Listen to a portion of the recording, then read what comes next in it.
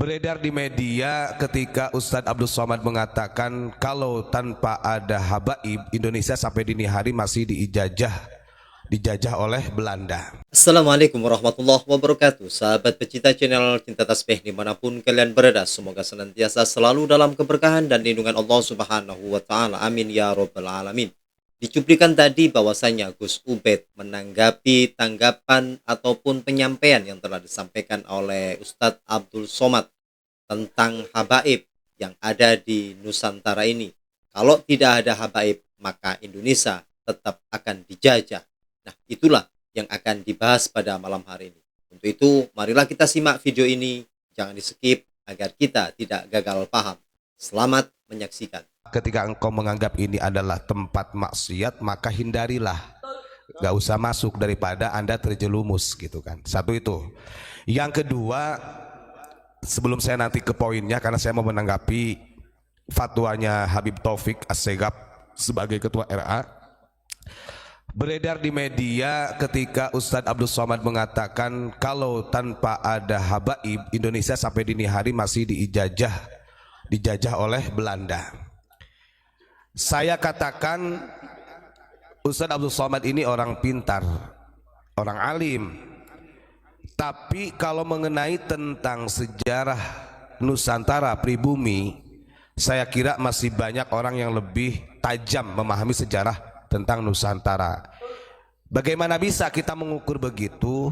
Kita tidak menafikan kecerdasan beliau, karena beliau ini alumni daripada Timur Tengah.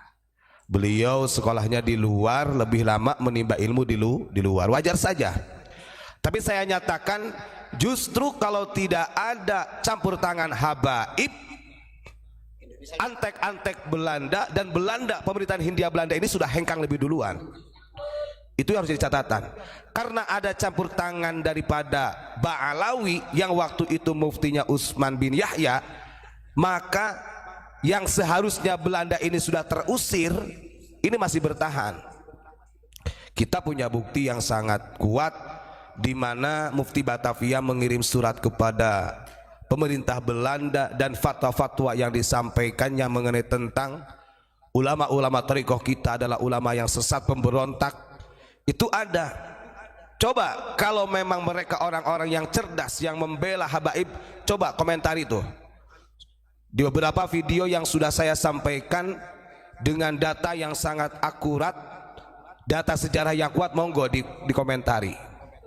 Kalau memang habaib ini menjadi wasilah kemerdekaannya Indonesia. Itu. Yang kedua, ketika ada habaib yang mengatakan, ada oknum habib mungkin dia yang mengatakan sudah meminum darah Rasulullah, itu bohong. Ini berlebihan, ghulu namanya. Terus ada juga di media sosial yang beredar orang-orang yang membenci Habib itu adalah iblis. Itu mengambil dari hadis Nabi ketika Kanjeng Nabi berdialog dengan iblis. Nah ini kadang-kadang mereka berani ya memasukkan hadis seperti itu. Kan Kanjeng Nabi pernah bertanya dalam hadis itu kepada iblis, orang yang paling kau benci siapa? Ya engkau, kata iblis itu gitu. Berarti Nabi Muhammad. Ditanya lagi, lalu siapa lagi? Ya ahlul baitmu, termasuk keluarganya Nabi. Artinya jangan kau ganti ahlul bait ini secara fundamental bahwa itu Habib. Maka gak segan-segan para habaib ini yang suka dawir pembenci Habib adalah iblis. Buka aja ini sudah keywordnya sudah paling tinggi di YouTube itu. Pembenci Habib adalah iblis. Tadi keluar semua tuh dawir-dawirnya. Artinya jangan menyalahi narasi matan daripada hadis. Yang disampaikan di situ adalah ahlul bait, ya, ahlul baitul mustafa tuhurihum amanul ardi fadzakiri, ahlul bait yang benar-benar suci, yang menjadi keamanan di muka bumi. Nah kalau para habaib boro-boro memberi keamanan, memberikan kisruh yang ada, ini jejak sejarah nggak akan pernah bisa dihapus. Dari zaman awal mula Sunda Kelapa direbut paksa menjadi Batavia, dari pengkhianatannya Utsman bin Yahya dan orang-orang yang berhubungan langsung dengan Utsman bin Yahya. Begitu. Jadi ini harus kita waspadai. Kemudian kalau ada orang yang mengatakan, loh Gus, sekarang kan para habaib juga NKRI. Masalah NKRI yang digaungkan oleh mereka klan Ba'alawi perlu diteliti lebih baik, perlu dipahami lebih dalam. Kenapa? Tadi siang saya diberi surat. Jadi di grup itu ada yang ngasih surat begini, Gus coba ditanggapi pernyataannya Ketua Rabithah Alawiyah ketika pertama kali dia ini tas screenshot ya, ketika pertama kali dia dilantik sebagai Ketua Rabithah Alawiyah. Habib Taufik Assegaf ini beliau dilantik pada tanggal 31 Januari hari Senin 2022. Setelah dilantik, beliau menyampaikan tentang visi dan misinya, yakni berfokus pada kegiatan dakwah sosial dan pendidikan. Selain daripada itu, jalan dakwah sosial dan pendidikan itu bermuara pada tujuan untuk meningkatkan kesejahteraan dan kemandirian umat. Dan Habib Taufik juga menegaskan dalam rapat plenonya bahwa Rabithah Alawiyah akan berkontribusi nyata tak hanya di NKRI tapi di seluruh negara. Dan dia juga menegaskan bahwa Rabithah Alawiyah berkomitmen untuk berkhidmat pada umat muslim. Nah, yang meminta kepada saya untuk menanggapi ini adalah kalimat di akhir nih. Rabithah Alawiyah ini menegaskan komitmennya untuk berkhidmat pada umat muslim. Nah, ini yang perlu kita waspadai. Kalau benar di dalam ADART Rabithah Alawiyah itu ada NKRI yang utuh, seharusnya kalimatnya agak begini: berkhidmat untuk umat muslim, khususnya umumnya seluruh umat manusia. Harusnya begitu. Makanya kalau saya ini ada indikasi yang kurang beres. Maka pantas ketika kemarin saya lihat ada yang komentar begini, udkhulu fis-silmi kafah katanya. Kalau Indonesia ingin makmur ya harus jadi Islam secara keseluruhan. Ini dari Mukibin yang mengatakan demikian. Dari Muhibinnya begitu. Kalau Indonesia ingin makmur ya harus menjadi Islam secara kafah. Sementara yang bersikeras ingin menjadikan negara Islam itu adalah dari HTI, khilafah. Maka buat apa Muhibin mengatakan demikian? Berarti kalau begini ada indikasi berafiliasi. Dan kalau udkhulu fis-silmi kafah dijadikan sebagai ayat yang fundamental, berarti ini sudah menggagalkan perjuangan baginda Rasulullah selama di Makkahul Mukarramah dan di Madinah. Sungguh luar biasa apa yang telah disampaikan oleh Gus Ubed di awal-awal tadi. Ini menunjukkan bahwasannya kita sebagai seorang pribumi harus benar-benar sadar dan mengetahui tentang perkembangan sejarah-sejarah Islam yang ada di bumi Nusantara ini.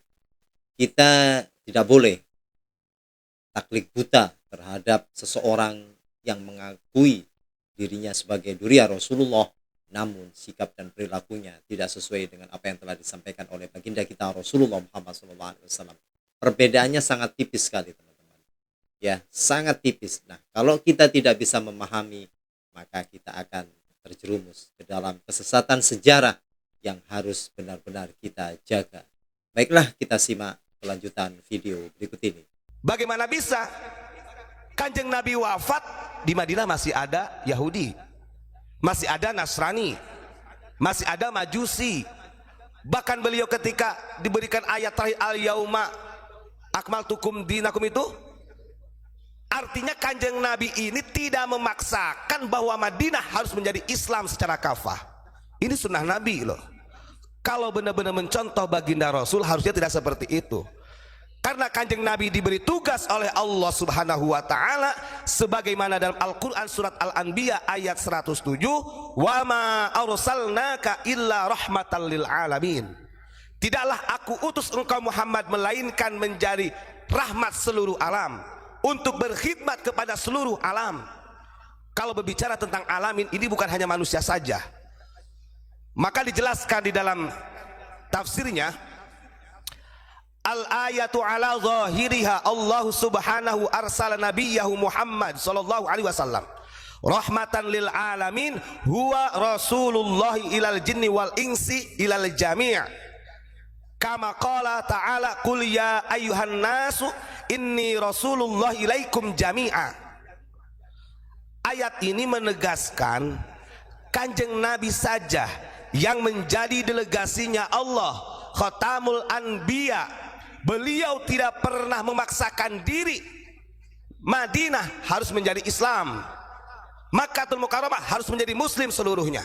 Karena Kanjeng Nabi di sini menyadari perintah Allah dengan adanya terutusnya baginda Rasul itu untuk rahmatan lil alamin. Al-insan itu umum, bukan Muslim saja, manusia yang mau Katolik ke, mau Yahudi ke, mau Nasrani. Artinya jangan gagal faham ketika menyampaikan ayat ini. Nah, ketika Ketua Rabitul Alawiyah mengatakan kami Rabitul Alawiyah akan berkhidmat untuk umat muslim saja, ini sangat salah. Itu bukan nilai-nilai daripada Pancasila. Maka keberhasilan Kanjeng Nabi yang sering kita sampaikan, beliau ini punya syahadah Madinah. Artinya mampu merukunkan, menyatukan umat manusia dengan segala perbedaannya, mau agama, ras, suku, dan bangsa. Kalau begitu berarti melebihi Kanjeng Nabi. Wong yang berfatwa aja belum tentu delegasinya Allah, walaupun mengatakan bahwa yang benci Habib itu iblis. Emang elu yang memberikan hukum itu? Gitu ya. Ini catatan penting. Banyak orang yang bersikeras memahami udkhulu fisilmi kafah. Ini seakan-akan negara yang daulat subur makmur ini hanya bisa dihasilkan ketika menjadi muslim secara keseluruhan. Kalau orang berfatwa demikian, berarti secara tidak langsung telah menolak perjuangan baginda Rasul, telah menggagalkan perjuangan baginda Rasul yang sekian puluh tahun lamanya. Kan begitu. Nah, ini kadang-kadang orang-orang di kita ini kurang memahami. Saya katakan mereka-mereka yang berfatwa juga pinter-pinter, belajarnya di Timur Tengah lama, tapi memahami tentang NKRI gak utuh.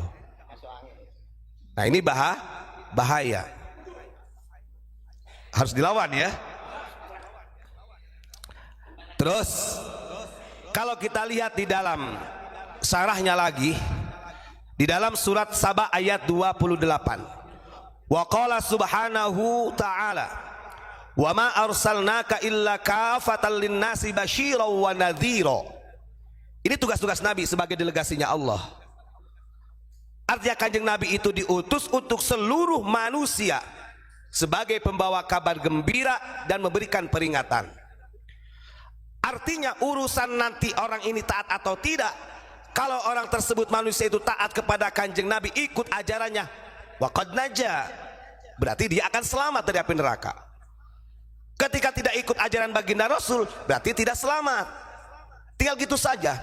Tapi walaupun demikian, Kanjeng Nabi tidak pernah melepaskan yang namanya rahmat lil alamin. Selalu berkhidmat untuk seluruh umat manusia, khususnya umumnya seluruh alam. Melebihi. Nah, ini kenapa saya sampaikan? Karena ini disampaikan oleh Habib Taufik ketika dilantik. Makanya kalau saya secara pribadi mau mereka mengatakan NKRI wong organisasi ABI Ahlul Bait Indonesia ini, Bapak, mereka itu loh, lagu marsnya aja ada cinta tanah airnya. Cuman kita bisa memperhatikan benderanya. Siapa yang berani? Bendera merah putih, di tengahnya ada logonya. Ini merubah. Secara undang-undang nggak boleh harusnya ya. Kenapa kok sampai berani-beraninya bendera merah putih, di tengahnya ada logonya, logo ABI? Berarti ini ada indikasi yang mana mereka sudah berafiliasi dengan pemerintah. Itu saja. Gitu ya. Nah, ini pernyataannya nih, saya di screenshot sama di grup tadi. Ini adalah salah satu pernyataan Habib Taufik. Jadi Rabitul Alawi ini akan lebih fokus untuk berkhidmat kepada umat muslim. Lalu umat yang lain kemana? Gak boleh hidup di Indonesia. Gitu. Makanya kalau saya mengatakan mau Rabitul Alawiyah, mau ABI dan lain organisasi yang lainnya yang mengatasnamakan Islam di Indonesia, ini perlu dipertanyakan. NKRI-nya, nasionalismenya harus dipertanyakan. Jangan sampai nanti kalau kita ini kurang waspada dan pemerintah kurang bergerak dalam hal ini, bahaya. Karena kita diserang secara ideologi dan budaya yang mau mereka rubah, disadari ataupun tidak. Nah, itu saja yang saya sampaikan. Saya menanggapi bahwa itu adalah omong kosong. Mau itu mengatakan dia sebagai cucu Nabi kalau dia hanya berkhidmat pada umat muslim saja, lalu umat yang lain dikemanakan. Kanjeng Nabi itu Masya Allah, kalau mereka ingat sejarahnya orang Yahudi Madinah yang buta loh, Kanjeng Nabi sampai istiqomah setiap sore memberi makan. Udah tahu-tahu orang Yahudi ini benci sama Nabi Muhammad, masih diberi makan. Bahkan sampai wafatnya Kanjeng Nabi ini diteruskan oleh para sahabat. Kan begitu. Sahabat pecinta channel Cinta Tasbih yang dirahmati Allah Subhanahu wa taala, telah kita simak dan kita dengarkan bersama-sama apa yang telah disampaikan oleh Gus Ubed. Mudah-mudahan apa yang telah beliau sampaikan menjadikan ilmu tambahan buat kita semuanya, agar kita paham tentang sejarah-sejarah Islam yang ada di bumi Nusantara ini, terutama ulama-ulama pribumi yang memang real benar-benar menjunjung tinggi nilai-nilai sejarah di Nusantara ini. Oke teman-teman, jangan lupa tulis pendapat Anda di dalam kolom komentar. Terima kasih. Jazakumullah khairan katsira. Assalamualaikum warahmatullahi wabarakatuh.